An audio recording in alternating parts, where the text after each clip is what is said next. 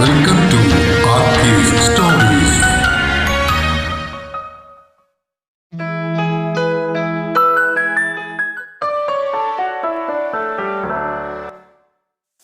താളം ഭാഗം 28.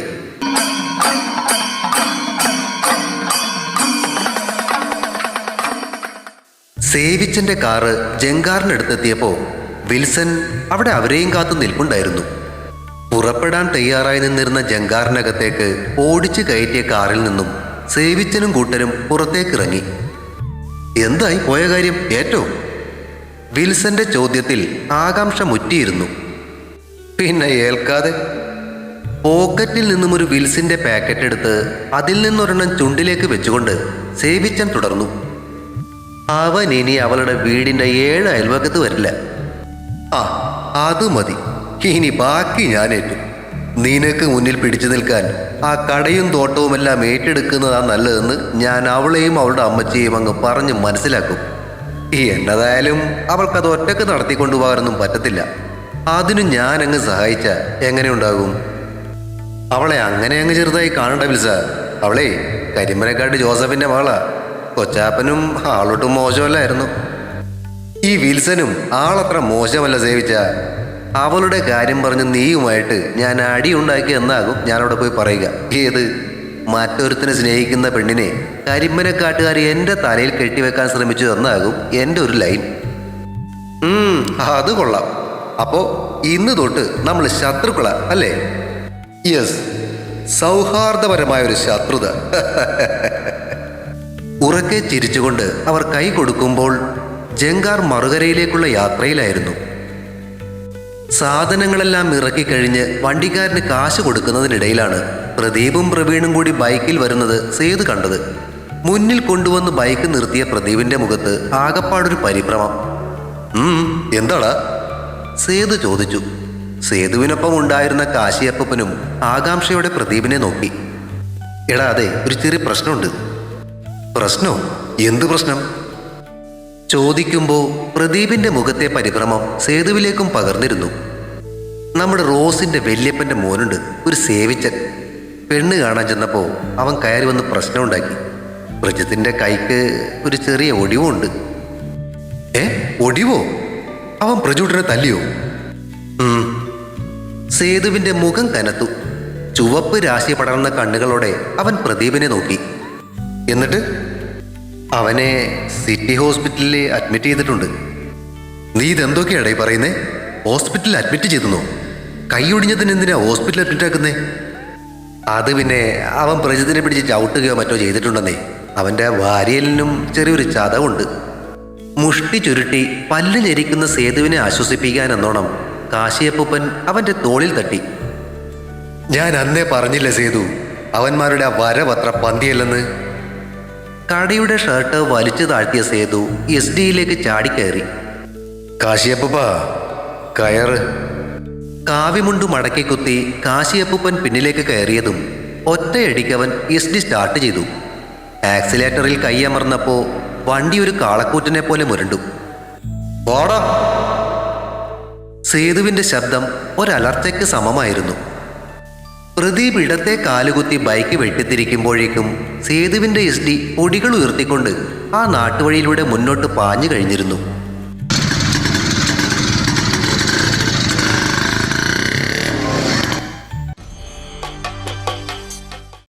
അവർ സിറ്റി ഹോസ്പിറ്റലിലേക്ക് ചെല്ലുമ്പോഴേക്കും മുറിയിലേക്ക് മാറ്റിയ പ്രജിത്തിന് ചുറ്റും ഭാര്യയിടത്തുള്ള സകലരും ഉണ്ടായിരുന്നു. വാതിൽ തള്ളി തുറന്ന് മുറിയിലേക്ക് കടന്നു ചെന്ന സേതുവിന്റെ നോട്ടം കട്ടിലിൽ കിടക്കുന്ന പ്രജിത്തിന്റെ കയ്യിലെ പ്ലാസ്റ്ററിലേക്കാണ് ആദ്യം തന്നെ പോയത്. മുറിയിലേക്ക് കയറി വന്ന സേതുവിനെയും കൂട്ടരെയും കണ്ടപ്പോൾ പ്രജിത്തിന്റെ കട്ടിലിരിക്കുകയായിരുന്ന വൃശ്ചികയും വല്യമ്മയും എഴുന്നേറ്റു. സേതു നേരെ ചെന്ന് അവന്റെ കട്ടിലിലേക്ക് ഇരുന്നിട്ട് പ്ലാസ്റ്റർ ഇട്ട ആ കയ്യിൽ മെല്ലെ ഒന്ന് തലോടി. പ്രജിത്തിന്റെ ചുണ്ടിൽ ഒരു വരണ്ട ചിരി തെളിഞ്ഞു. എന്തു പറ്റിയടാ കൂട്ടാ? സേതുവിന്റെ ചോദ്യം കേട്ടതും പിന്നിൽ നിന്നിരുന്ന വല്യമ്മ കരയാൻ തുടങ്ങി. ആ റോസിന്റെ വല്യച്ഛന്റെ മോൻ എന്റെ കൊച്ചിനെ കാട്ടിയേക്കുന്നത് കണ്ടില്ലേ സേതുട്ട? സേതു എഴുന്നേറ്റ് വല്യമ്മയെ ചേർത്തു പിടിച്ചു. സാരമില്ല പോട്ടെ വല്യമ്മേ, ഇത്രയല്ലേ സംഭവിച്ചുള്ളൂ. ഇനി അവൻ നമ്മുടെ വീട്ടിലെ ഒരുത്തനെയും തൊടത്തില്ല. അവസാന വാക്കുകളിൽ അവന്റെ ശബ്ദത്തിലെ മുറുക്കം ശ്രദ്ധിച്ച ശങ്കരന്മാരാർ അവന്റെ അടുത്തേക്ക് ചെന്നു. ഡാ, നീ വെറുതെ ആവശ്യമില്ലാത്ത പ്രശ്നങ്ങളൊന്നും ഇനി ഉണ്ടാക്കണ്ട. സംഭവിച്ച കാര്യത്തിൽ പോലീസിൽ ഒരു പരാതി കൊടുത്തിട്ടുണ്ട്. അവരന്വേഷിച്ച് വേണ്ടത് ചെയ്തോളും. മനസ്സിലായോ? ഉവ്. തലയാട്ടുന്നതിനിടയിലാണ് അച്ഛന്റെ കവിളിലെ വിരൽപ്പാടുകൾ അവൻ ശ്രദ്ധിച്ചത്. അവന്റെ കണ്ണുകൾ കൂർത്തു. ഇതെന്തു പറ്റി? അവൻ അച്ഛനെയും അടിച്ചോ? അത് പിന്നെ പ്രജൂട്ടിന് പിടിച്ച് എഴുന്നേൽപ്പിക്കാൻ ചെന്നപ്പോ ആ ചെക്കൻ്റെ കൈ അറിയാതൊന്നു കൊണ്ടതാ. അച്ഛന്റെ മറുപടി കേട്ട് അവന്റെ മുഷ്ടി ചുരുണ്ടു, പല്ലുകൾ ഞെരിഞ്ഞമർന്നു. അവന്റെ ആ ഭാവമാറ്റം ശ്രദ്ധിച്ച ചെറിയമ്മായി എഴുന്നേറ്റ് ചെന്നവന്റെ കയ്യിൽ പിടിച്ചു. സേതുട്ടാ, നീ അച്ഛൻ പറഞ്ഞത് കേട്ടാ മതി, ആവശ്യമില്ലാതെ എടുത്ത് ചാടണ്ട. ചെറിയമ്മായി പേടിക്കാതെ, ഞാനൊന്നും ചെയ്യുന്നില്ല. അവൻ സ്വയം നിയന്ത്രിച്ചുകൊണ്ട് അവരെ ആശ്വസിപ്പിച്ചു. നിങ്ങളെ മാത്രമേ അവൻ ഉപദ്രവിച്ചുള്ളൂ, അതോ റോസമ്മയും ട്രീസമ്മച്ചിയും വല്ലതും ചെയ്തു? അവരെ ഒന്നും ചെയ്തില്ല സേതുട്ടാ, പക്ഷേ ഇനി കല്യാണാലോചനയും കൊണ്ട് അങ്ങോട്ട് ചെല്ലരുതെന്ന് പറഞ്ഞു. വൃശ്ചികയുടെ വാക്കുകളിൽ സങ്കടം നിഴലിച്ചിരുന്നു. ആര്? അവനോ? സേതു പുച്ഛത്തോടൊന്ന് ചിരിച്ചു. ഭാര്യയിടത്തെ ആണുങ്ങള് എവിടെന്ന് പെണ്ണ് കെട്ടണമെന്ന് അവനല്ലേ തീരുമാനിക്കുന്നേ. അതും പറഞ്ഞിട്ടവൻ പ്രജിത്തിന്റെ മുഖത്തേക്ക് നോക്കിയെങ്കിലും അവിടെ പ്രത്യേകിച്ച് യാതൊരു ഭാവമാറ്റവും ഉണ്ടായിരുന്നില്ല. ആ ആലോചന നമുക്കിനി വേണ്ട സേതുട്ടാ. വല്യമ്മ പറഞ്ഞത് കേട്ട് സേതു അത്ഭുതത്തോടെ അവരെ നോക്കി. കാശിയപ്പൂപ്പന്റെ മുഖവും വിവരണമായി. അവൻ വന്ന് ഇങ്ങനൊരു പ്രശ്നമുണ്ടാക്കിയെന്ന് വെച്ച് നമ്മൾ പേടിച്ചോടണമെന്നാണോ വല്യമ്മ പറയുന്നേ? കരിമ്പനക്കാട്ട് മാത്രമല്ല, ഭാര്യയടത്തും ആണുങ്ങളുണ്ടെന്ന് അവനൊന്ന് അറിയട്ടെ. അങ്ങനെ പറഞ്ഞു കൊടുക്ക് സേതുവേട്ടാ, ഞാൻ എത്ര പറഞ്ഞിട്ടും അമ്മയ്ക്ക് മനസ്സിലാവുന്നില്ലെന്നേ. വൃഷ്ടി, നീ മിണ്ടാതിരുന്നേ. വല്യമ്മ ശബ്ദമുയർത്തിയതോടെ അവൾ മുഖം കോട്ടിക്കൊണ്ട് പിന്നോട്ട് മാറി. അതാ ഞാനും പറയുന്നേ, എല്ലാവരും എന്തിനാ പേടിക്കുന്നതെന്ന് എനിക്ക് മനസ്സിലാവാത്തെ. അത്രയും നേരം നിശബ്ദനായിരുന്ന അർജുനും വൃശ്ചികയുടെ കൂടെ കൂടി. അവള് പറയുന്നതിലും കാര്യമില്ലേ വല്യമ്മേ, ഇവന്റെ ഇഷ്ടം കൂടി നമ്മൾ നോക്കണ്ടേ? പ്രജിത്തിനെ നോക്കിക്കൊണ്ടായിരുന്നു സേതുവിന്റെ ചോദ്യം. നിനക്ക് അതൊക്കെ പറയാം, എനിക്കിനി ആണായിട്ട് ഇവ മാത്രമേ ഉള്ളൂ. അവനെ കുരുതി കൊടുക്കാനൊന്നും എനിക്ക് വയ്യ. അനിയൻ ഇവനെ ഒന്ന് പറഞ്ഞ് മനസ്സിലാക്കൂ. ആ കല്യാണത്തെ അനുകൂലിച്ചുള്ള സേതുവിന്റെ വർത്തമാനം ഇഷ്ടപ്പെടാത്ത മട്ടിൽ വല്യമ്മ മുഖം തിരിച്ചു. അതൊക്കെ സംസാരിക്കാൻ ഇനിയും സമയമുണ്ടല്ലോ, ആദ്യം ഇവനൊന്ന് നേരെ നിൽക്കട്ടെ. ശങ്കരന്മാരാർ പറഞ്ഞതോടെ ദേഷ്യം അടക്കിക്കൊണ്ട് അവനും തല കുലുക്കി. ഞാനെന്തായാലും ആ ട്രീസാമ്മച്ചിയുടെ വീട്ടിലൊന്ന് പോയി നോക്കട്ടെ. ആരുടെയും മറുപടിക്ക് കാത്തു നിൽക്കാതെ അവൻ വെളിയിലേക്ക് ഇറങ്ങിയപ്പോ കാശിയപ്പൂപ്പനും പ്രദീപും പ്രവീണും അവന്റെ കൂടെ ഇറങ്ങി. ഈ കല്യാണം ഇനി എങ്ങാനും നടക്കാതിരിക്കുമോ സേതു? റോസിന്റെ ഭാവിയെക്കുറിച്ചുള്ള ആശങ്ക കാശിയപ്പൂപ്പന്റെ വാക്കുകളിൽ നിറഞ്ഞിരുന്നു. നടക്കാതിരിക്കാനോ? എന്റെ കാശിയപ്പൂപ്പ, പ്രജിത്തിന് അവളെ ഇഷ്ടമാണെങ്കിൽ ആരൊക്കെ എതിർത്താലും ഈ കല്യാണം ഞാൻ നടത്തും. അത് കേട്ടതോടെ കാശിയപ്പൂപ്പന്റെ മുഖം തെളിഞ്ഞു. അപ്പോ ഇനി എങ്ങോട്ടോ നമ്മള്? കരിമനക്കാട്ടേക്കോ അതോ റോസമ്മയുടെ വീട്ടിലേക്കോ? പ്രദീപ് ചോദിച്ചു. ആദ്യം നമുക്ക് ട്രീസാമ്മച്ചിയുടെ വീട്ടിലേക്ക് തന്നെ പോവാം. ഈ കരിപ്പനക്കാട്ട് തറവാട് എവിടെയാണെന്നൊന്ന് അറിയണ്ടേ? എന്നിട്ട് നമുക്ക് പോയി സേവിച്ചനെ വിശദമായിട്ടൊന്ന് കാണാം. സേതുവിന്റെ മറുപടി കേട്ട് കാശിയപ്പൂപ്പൻ നരച്ച താടി തടവി ചിരിച്ചു. നിനക്ക് പേടിയുണ്ടോടാ പ്രവീണെ? കാശിയപ്പൂപ്പന്റെ ചോദ്യം കേട്ട് അവൻ മുഖം വക്രിച്ച് പിടിച്ചുകൊണ്ട് അങ്ങേരെ നോക്കി. പേടിയോ? അതെന്തോന്ന് സാധനം, ഞാൻ വേണേ ഒറ്റക്ക് പോയി തല്ലിച്ചും വരാം. അവൻ കൈ മടക്കി മസില് കാട്ടി. ഓ വേണ്ടടാവേ, ഇപ്പൊ തന്നെ ആശുപത്രി കേസ് 2ആയി, ഇനി ഒന്നുകൂടെ താങ്ങാൻ വയ്യ. പറഞ്ഞിട്ട് ചിരി ഒതുക്കി സേതു നടന്നപ്പോ പ്രദീപും കാശിയപ്പൂപ്പനും പ്രവീണിനെ നോക്കി കളിയാക്കി ചിരിച്ചു. അവൻ അവരെ നോക്കി കണ്ണുരുട്ടിക്കൊണ്ട് മീശ വിരിച്ചു. കോളിംഗ് ബെല്ലിന്റെ ശബ്ദം കേട്ട് ആശങ്കയോടെയാണ് ട്രീസമ്മ വാതിൽ തുറന്നത്. വെളിയിൽ നിൽക്കുന്ന സേതുവിനെയും കൂട്ടരെയും കണ്ടതോടെ അവരുടെ മുഖത്ത് ഒരാശ്വാസം നിറഞ്ഞു. എന്തു പറ്റി ട്രീസാമ്മച്ചി, പേടിച്ചു പോയോ? സേതു ചോദിച്ചു. എങ്ങനെ പേടിക്കാതിരിക്കും സേതു? ആ സേവിച്ചൻ കയറി വന്നിട്ട് അതുപോലെയൊക്കെ അല്ലേ കാട്ടിക്കൂട്ടിയെ? എന്നിട്ട് നമ്മുടെ റോസാമ്മ എവിടെ? അവൾ അകത്തുണ്ട്, ഞാൻ വിളിക്കാം, നിങ്ങളിരിക്കെ. അകത്തേക്ക് പോയ ട്രീസാമ്മ അല്പസമയത്തിനുള്ളിൽ തിരികെ വന്നു. അവർക്കു പിന്നാലെ കരഞ്ഞു കലങ്ങിയ കണ്ണുകളും അഴിഞ്ഞുലഞ്ഞ മുടിയുമായി വന്ന റോസ് വാതിലിൽ ചാരി തല താഴ്ത്തി നിന്നു.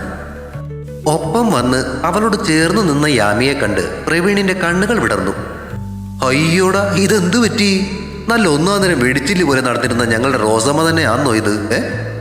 സേതുവിന്റെ ചോദ്യം കേട്ട് മുഖമുയർത്തിയ റോസിന്റെ ചുണ്ടിൽ പാടിത്തളർന്നൊരു ചിരി കൊഴിയാൻ വിതുമ്പി നിന്നു. പ്രജിത്തിനെ അവൻ ആക്രമിച്ചത് താൻ കാരണമാണെന്നും പറഞ്ഞ അവൾക്ക് ഇത്ര വിഷമം. അത് കൊള്ളാം. അതിനിപ്പോ റോസ് എന്ത് ചെയ്തു? പ്രദീപന്റെ ചോദ്യം കേട്ട് അങ്ങോട്ട് നോക്കുന്നതിനിടയിലാണ് തനിക്ക് നേരെ മിന്നുന്ന ഒരു ജോഡി കണ്ണുകൾ യാമി കണ്ടത്. അതോടെ അവളുടെ നോട്ടവും താഴേക്കായി. കാശിയപ്പൻ എഴുന്നേറ്റ് ചെന്ന് റോസിന്റെ മുടിയിൽ വാത്സല്യത്തോടെ തലോടി. വന്നേ, അപ്പൻ ചോദിക്കട്ടെ. കാശിയപ്പൻ അവളെ കൊണ്ടുപോയി കസേരയിൽ ഇരുത്തിയിട്ട് കൂടെ ഇരുന്നു. ഇത്ര നാളും നിങ്ങളുടെ കാര്യങ്ങളൊന്നും ഇടപെടാതിരുന്ന ജോസഫിന്റെ വീട്ടുകാർക്ക് എന്തു പറ്റി പെട്ടെന്നൊരു മനംമാറ്റം? കാശിയപ്പന്റെ ചോദ്യം കേട്ട് റോസ് മുഖമുയർത്തി അമ്മച്ചിയെ നോക്കി. കരിമ്പനക്കാട്ടെ അപ്പച്ചൻ മരിച്ചപ്പോ കുറെ സ്വത്തുക്കൾ ഇവളുടെ പേരിൽ എഴുതി വെച്ചിട്ടുണ്ട്. അതാ ഇപ്പോഴത്തെ പ്രശ്നം.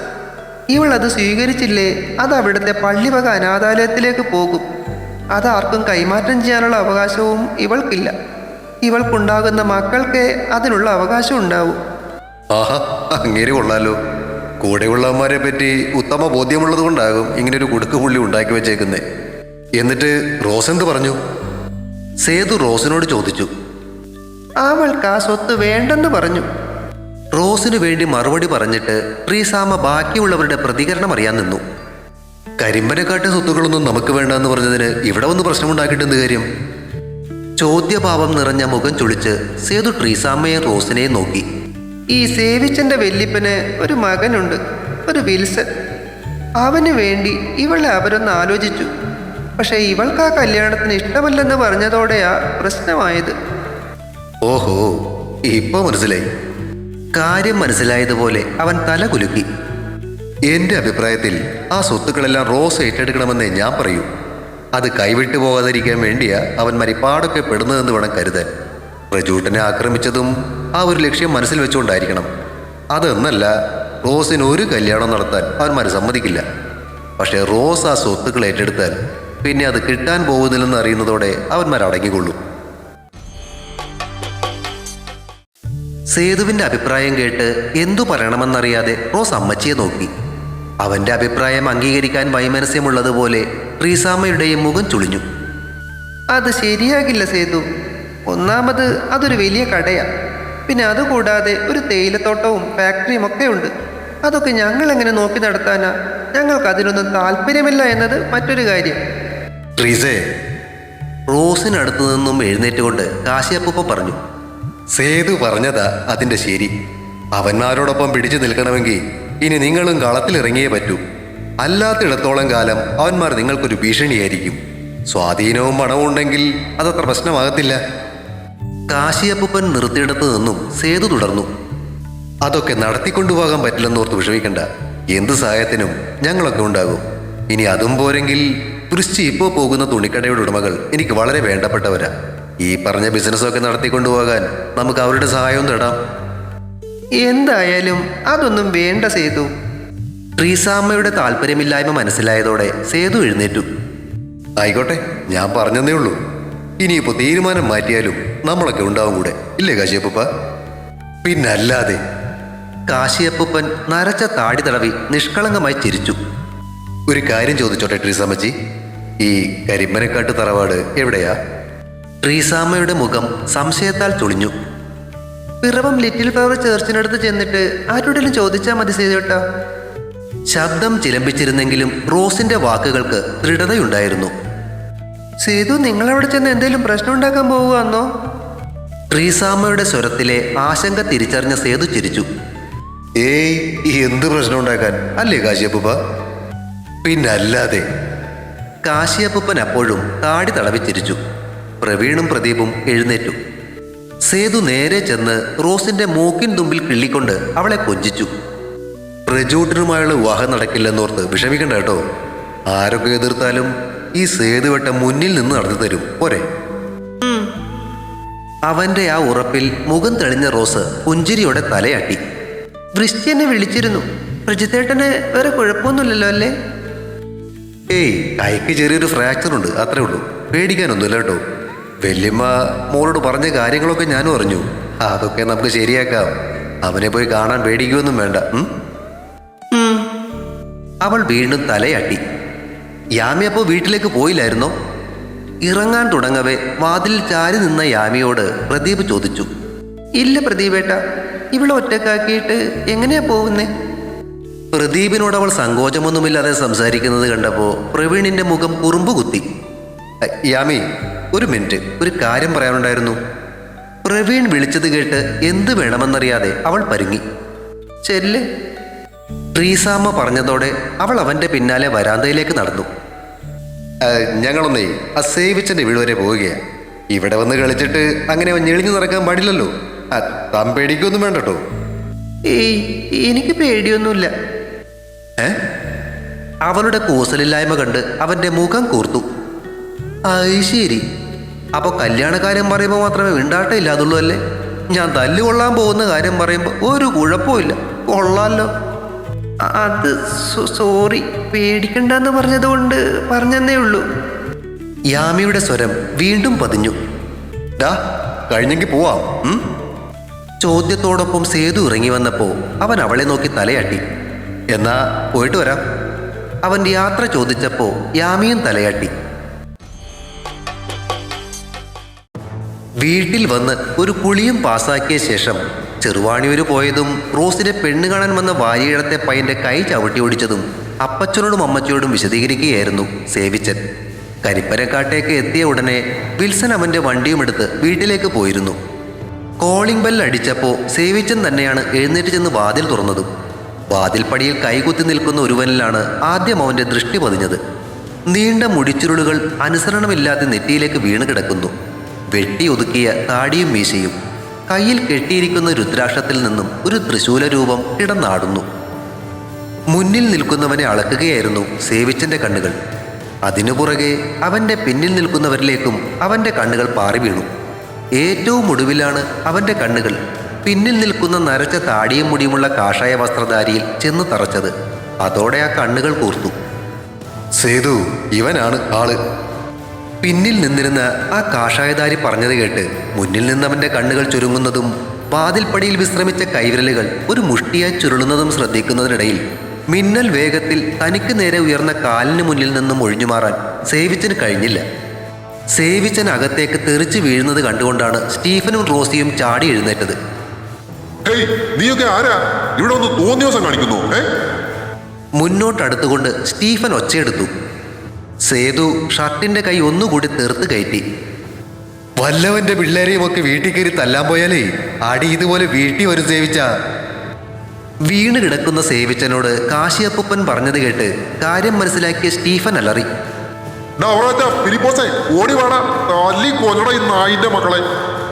ചാടി എഴുന്നേറ്റ സേവിച്ചൻ മുഷ്ടി ചുരുട്ടി മുന്നിൽ നിന്നിരുന്ന സേതുവിന്റെ മുഖം ലക്ഷ്യമാക്കി ആഞ്ഞടിച്ചു. തനിക്ക് നേരെ വന്ന കയ്യിൽ കടന്നു പിടിച്ച സേതു കാലുയർത്തി ഒരിക്കൽ കൂടി അവനെ തൊഴിച്ചു. അടിവയറിന് തൊഴിയേറ്റ സേവിച്ചൻ വേദന കൊണ്ട് കുനിഞ്ഞപ്പോൾ സേതുവിന്റെ മുഷ്ടി അവന്റെ താടിയെല്ല് തകർത്തു. പല്ലിളകി അവന്റെ വായിൽ നിന്നും ഒഴുകിയ ചോരത്തുള്ളികൾ മൊസൈക്ക് തറയെ ചുവപ്പിച്ചു. റോസിയുടെ കരച്ചിൽ അവിടെ മുഴങ്ങി. ഓടി വന്ന സ്റ്റീഫൻ കാശിയപ്പൂപ്പന്റെ ചവിട്ടുകൊണ്ട് താഴെ വീണു. അത്രയും പ്രായമായ അയാളുടെ ശരീരബലം സ്റ്റീഫനെ അത്ഭുതപ്പെടുത്തി കളഞ്ഞു. പിന്നിൽ നിന്നും ആളുകൾ ഓടിയെടുക്കുന്ന ശബ്ദം കേട്ടതും പ്രദീപും പ്രവീണും അവർക്ക് നേരെ തിരിഞ്ഞു. ഓടിയെത്തിയവർക്ക് സേവിച്ചന്റെയും സ്റ്റീഫന്റെയും സഹായത്തിനായി അകത്തേക്ക് കടക്കാനായില്ല. പ്രദീപും പ്രവീണും ചേർന്ന് അവരെ നേരിട്ടു. സേവിച്ചന്റെ കൈ പിടിച്ചു തിരിച്ച സേതു അവന്റെ ആ കൈ ചവിട്ടി ഒടിച്ചു. വേദന കൊണ്ട് സേവിച്ചൻ കരയുന്നതിനിടയിൽ ചാടി എഴുന്നേറ്റ സ്റ്റീഫൻ അകത്തെ മുറിയിലേക്കോടി. തിരിച്ചെത്തിയ അയാളുടെ കയ്യിൽ ഒരു ഇരട്ടക്കുഴൽ തോക്കുണ്ടായിരുന്നു. കാശിയപ്പൂപ്പൻ പെട്ടെന്നാണ് പ്രവർത്തിച്ചത്. സേവിച്ചനെ വലിച്ചു പൊക്കുകയായിരുന്ന സേതുവിന്റെ അടുത്തേക്കെത്തിയ പുള്ളിക്കാരന്റെ കയ്യിൽ ഒരു പേനാക്കത്തി തിളങ്ങി. അയാളത് സേവിച്ചന്റെ കഴുത്തിലേക്ക് മുട്ടിച്ചു വെച്ചു. അയ്യോന്റെ മോൻ! റോസി വീണ്ടും അലറിക്കരഞ്ഞപ്പോൾ സ്റ്റീഫന്റെ കയ്യിലിരുന്ന ഇരട്ടക്കുഴൽ തോക്ക് അറിയാതെ താണുപോയി. സേവിച്ചനെ മറയാക്കി സേതുവും കൂട്ടരും പുറത്തേക്കിറങ്ങി. അപ്പോഴേക്കും പണിക്കാരെ പ്രദീപും പ്രവീണും ചേർന്ന് അടിച്ച് താഴെ ഇട്ടിട്ടുണ്ടായിരുന്നു. ബൈക്കുകളിലേക്ക് കയറിയ സേതുവും പ്രദീപും അത് സ്റ്റാർട്ട് ചെയ്തപ്പോൾ സേവിച്ചനെ കത്തിമുനയിൽ നിർത്തിയിരുന്ന കാശിയപ്പൂപ്പന്റെ കൈപ്പത്തി ഒന്നുയർന്നു താണു. തോളലിന്റെ മർമ്മസ്ഥാനത്ത് കൈപ്പത്തി കൊണ്ടടിയേറ്റ സേവിച്ചൻ താഴേക്ക് വീഴുമ്പോൾ പിന്നിലേക്ക് ചാടിക്കയറിയ കാശിയപ്പൂപ്പനുമായി സേതുവിന്റെ എസ്റ്റി കുതിച്ചു പാഞ്ഞു.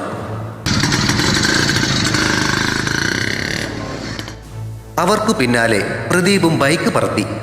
വരാന്തയിൽ നിന്നിരുന്ന സ്റ്റീഫന്റെ കയ്യിലിരുന്ന ഇരട്ടക്കുഴൽ തോക്ക് തീ തുപ്പി.